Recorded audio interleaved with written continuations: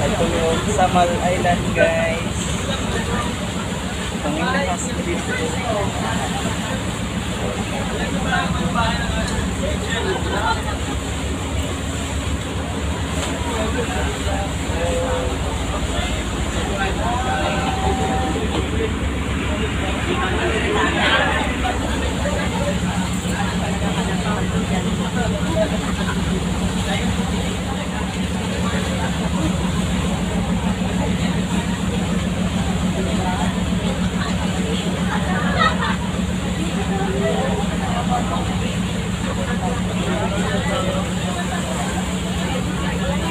Uy, nakuha niya yung isa. Pagulog man.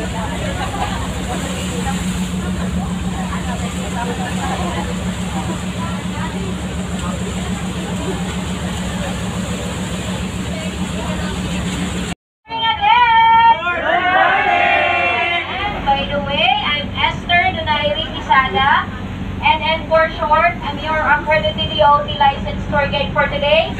And please allow me also to introduce to you the MPCA Panyas, together with our boat captain, nasa likod lang po, small but terrible, Captain Chueco.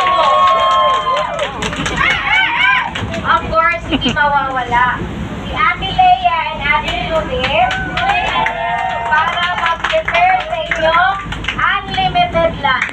Unlimited lechon. Pero meron pa tayong mga non-pork eater dito. Islam.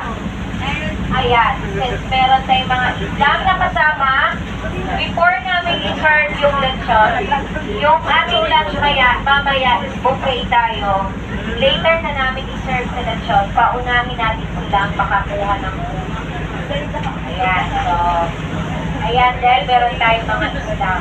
Of course, our crew, so kami po lahat kasama nyo sa buong bati comment ko po ngayong araw. Kompleto na tayo. Meron tayong mga friendly reminders. Especially, andito tayo always sa bangka buong araw.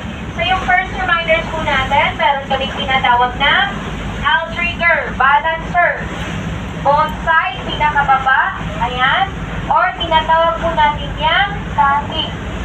Ang purpose po sa katik is for balance ng bangka. So later on, while on the spot na po tayo, bawal talaga sakyan si katik. Bawal patungan ang katik. Kasi once isa yung papatong, alam natin, susunod yung kasamahan, and that's the time, hindi na po mabalance yung bangka natin. To avoid accident din po.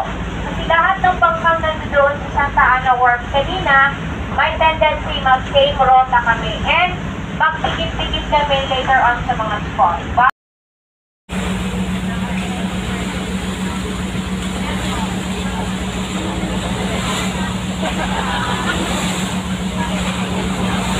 Hi, Alex.